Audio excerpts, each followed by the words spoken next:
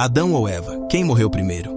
Embora pareça uma pergunta simples, a resposta tem implicações profundas e inesperadas.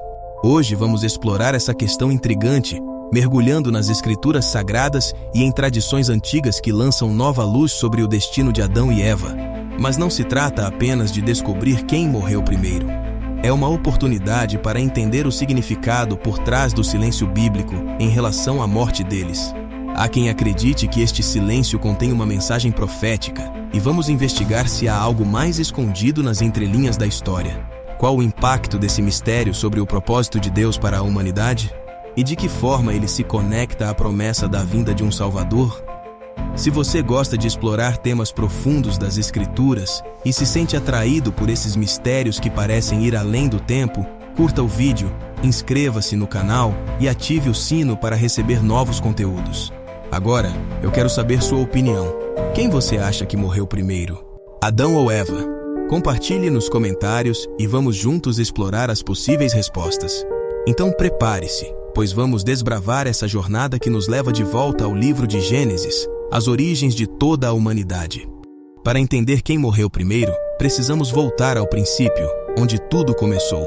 Em Gênesis, a Bíblia relata como Deus criou o universo e formou o primeiro homem, Adão, do pó da terra. Gênesis 2, 7. Esse detalhe é importante porque simboliza a conexão de Adão com a terra, tanto fisicamente quanto espiritualmente. A palavra hebraica para homem é Adão e para terra é Adama, um jogo de palavras que reforça esse vínculo especial. Deus então soprou nas narinas de Adão o fôlego da vida, fazendo-o um ser vivente. Isso destaca a diferença fundamental entre o homem e o restante da criação, a centelha divina que nos conecta a Deus.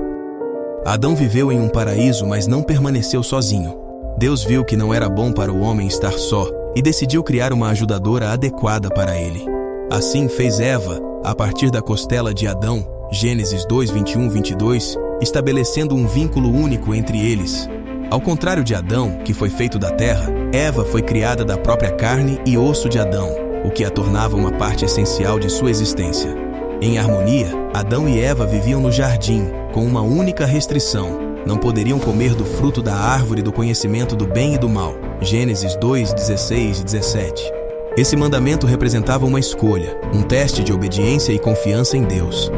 Porém, tudo mudou quando uma serpente astuta, representando o engano e a rebeldia, se aproximou de Eva e questionou a ordem de Deus, plantando dúvidas em seu coração. A serpente insinuou que, ao comer o fruto, eles se tornariam como Deus, conhecendo o bem e o mal. Gênesis 3, 4, 5. Eva, atraída pela ideia de alcançar um conhecimento maior, cedeu à tentação e comeu do fruto, oferecendo-o também a Adão, que aceitou sem hesitar. Esse momento de desobediência marcou a entrada do pecado na história humana, desencadeando uma série de eventos que mudariam para sempre o destino de toda a criação. Mas a questão permanece: quem morreu primeiro, Adão ou Eva? Para entender, é essencial observar os detalhes da maldição pronunciada por Deus e como cada um deles sofreu as consequências de suas ações. A exploração da história de Adão e Eva, especialmente o mistério que envolve suas mortes, revela camadas de significados teológicos e culturais que vão além do simples relato bíblico. A Bíblia registra a idade de Adão ao falecer, 930 anos, mas se mantém em silêncio sobre o momento exato da morte de Eva, uma omissão que há muito tempo intriga teólogos e estudiosos.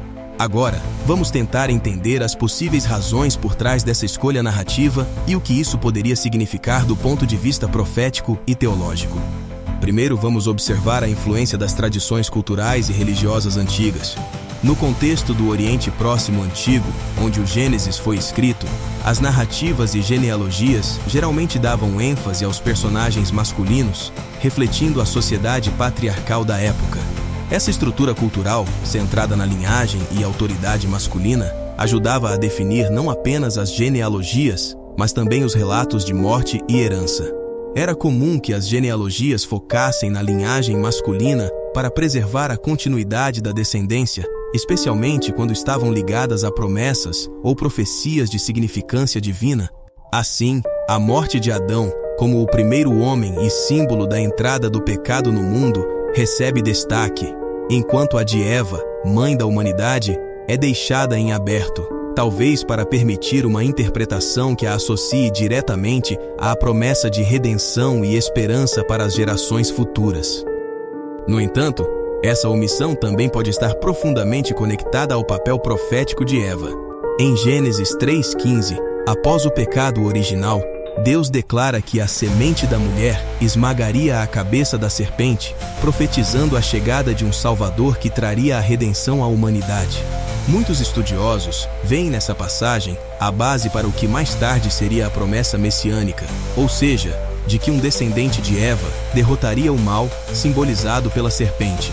Dessa forma, enquanto a morte de Adão marca o fim da primeira fase da humanidade, ligada à queda e ao pecado, Eva permanece como uma figura de esperança, representando a continuidade da vida e a promessa de redenção. A narrativa bíblica segue adiante com essa ideia de redenção quando Paulo, no Novo Testamento, descreve Adão como o primeiro Adão e Jesus como o último Adão. A desobediência de Adão trouxe a morte, enquanto a obediência de Jesus trouxe a vida eterna para a humanidade. Essa transição do primeiro para o último, Adão estabelece um contraste poderoso entre a queda e a redenção, e destaca o papel profético de Eva como a mãe de uma linhagem que um dia traria a salvação ao mundo. Por fim, vale ressaltar o significado simbólico do silêncio bíblico sobre a morte de Eva. Na teologia cristã, essa escolha narrativa pode apontar para um significado mais profundo, onde Eva é vista não apenas como a mãe dos viventes, mas como a mãe de uma promessa maior. Essa omissão, então, nos convida a refletir sobre a ligação entre a queda e a redenção, lembrando que mesmo na escuridão do pecado e da morte, a esperança da salvação continua viva na promessa divina. Então, o que você acha sobre essa perspectiva? Qual interpretação parece fazer mais sentido para você? A ausência da morte de Eva é um mistério, mas ao mesmo tempo, um convite para explorar a profundidade teológica dessa história. Compartilhe suas impressões nos comentários. E até o próximo vídeo.